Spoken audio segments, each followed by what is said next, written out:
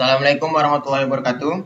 Kami dari SI6L ingin melakukan sesi tanya jawab yang kedua untuk menyelesaikan tugas dari mata kuliah metodologi penelitian. Saya Muhammad Isra Nurul Iman dengan NIM 19220506. Saya Nur Hayati Lubis dengan NIM 202200474. Saya Fatimah Samsul dengan NIM 20220462.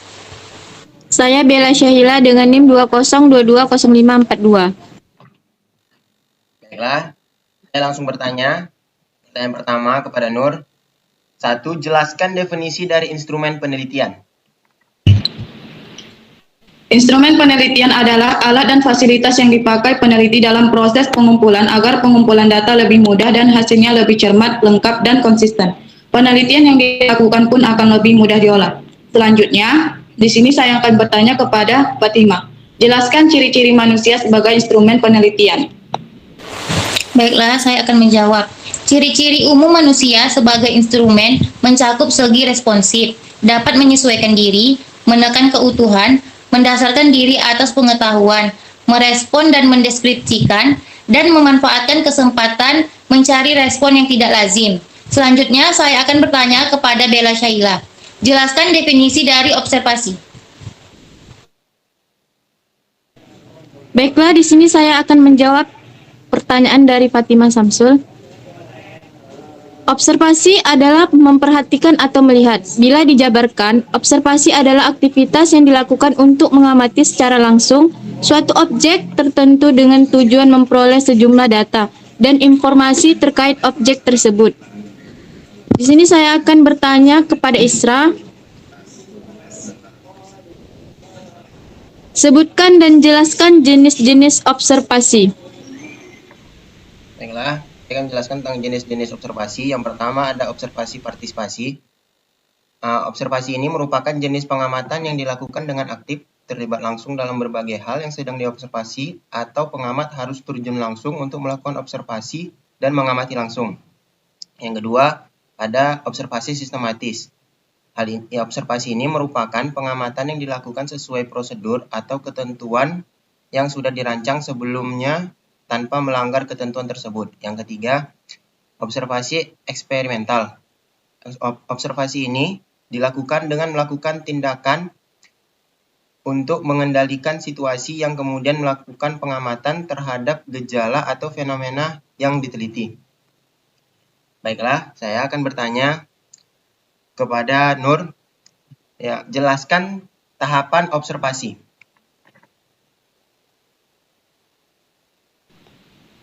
Baiklah, saya akan menjawab tahapan melakukan observasi dalam penelitian. Yang pertama, mengetahui ilmunya terlebih dahulu. Yang kedua, menentukan objek yang akan diobservasi. Yang ketiga, mengetahui tujuan dari masalah. Yang keempat, mempersiapkan observasi. Yang kelima, menentukan data sekunder yang diperlukan. Yang keenam, mencatat hasil.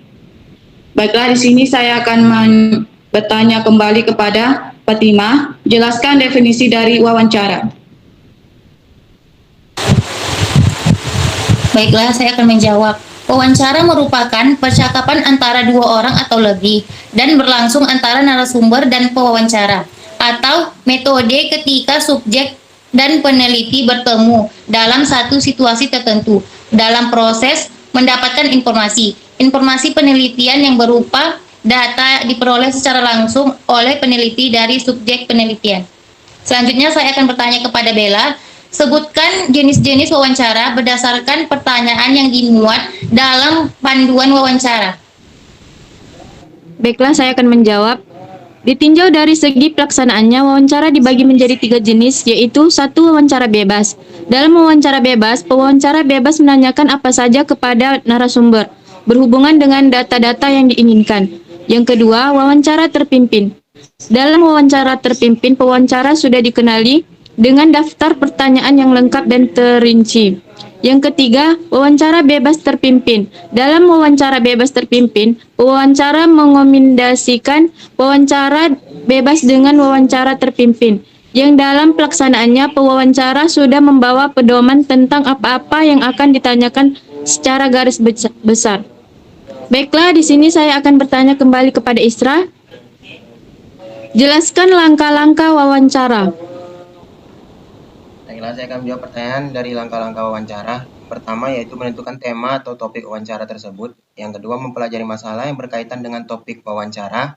Yang ketiga, menyusun daftar atau garis besar pertanyaan yang akan diajukan kepada narasumber.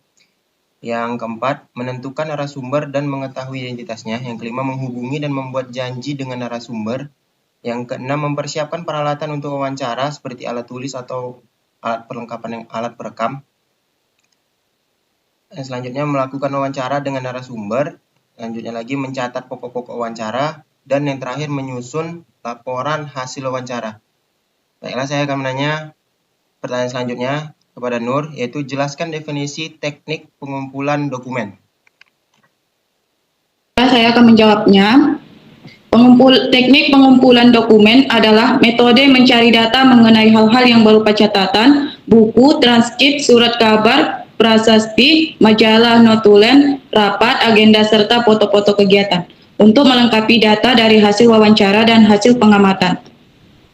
Nah, di sini saya akan bertanya kembali kepada Fatimah. Dalam teknik pengumpulan dokumen terdapat dua bentuk, yaitu pengambilan basis data dan analisis konten. Jelaskan keduanya. Baiklah, yang pertama adalah pengambilan basis data. Pengambilan basis data penelitian mengumpulkan data dapat berisi semua jenis data termasuk kata, angka, gambar, video, dan file. Yang kedua adalah analisis isi atau konten analisis. Adalah penelitian yang bersifat pembahasan mendalam terhadap isi suatu informasi tertulis atau tercetak dalam media massa. Selanjutnya, pertanyaannya adalah jelaskan definisi studi kepustakaan. Baiklah, saya akan menjawab. Studi pustaka atau kepustakaan dapat diartikan sebagai serangkaian kegiatan yang berkenaan dengan metode pengumpulan data pustaka, membaca dan mencatat, serta mengolah bahan penelitian. Baiklah, saya akan bertanya kepada Isra. Jelaskan teknik pengumpulan data berikut beserta instrumen penelitian yang digunakan. Baiklah, saya akan menjawab pertanyaan tersebut sekaligus menjadi pertanyaan terakhir. Teknik pengumpulan data berikut beserta instrumen penelitian yang digunakan. Yang pertama ada teknik survei, adalah metode pengumpulan data primer dengan memberikan pertanyaan-pertanyaan kepada responden atau individu. Teknik ini menggunakan instrumen penelitian menggunakan bantuan kuesioner.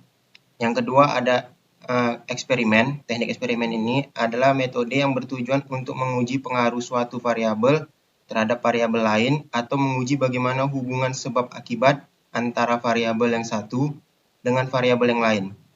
Instrumen penelitiannya menggunakan bantuan wawancara. Nah, yang terakhir, teknik Delphi adalah proses yang dilakukan dalam kelompok untuk mensurvei dan mengumpulkan pendapat dari para ahli terkait topik tertentu. Instrumen penelitiannya, metode Delphi menggunakan bantuan kuesioner untuk mengumpulkan datanya. Baiklah, sekian dari kami. Lebih dan kurang kami mohon maaf. Wassalamualaikum warahmatullahi wabarakatuh.